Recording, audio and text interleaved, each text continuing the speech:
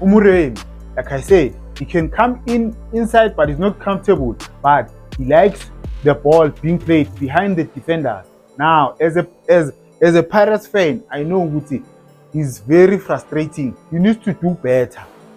He needs to do better. Magalitholi libola kuyi one-on-one. Another clip, Yaga Muremi. Umuremi needs to do better with the finishing yakhe. Otherwise, uzosidlisa ngebhetway. Sizobheja la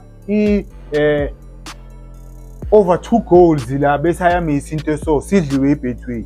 He needs to work, he needs to improve even from last season. Manje still pre-season. Mina, I won't go harsh on any player in a pre-season because you still want to find your rhythm. Final clip, Yaga Muremi.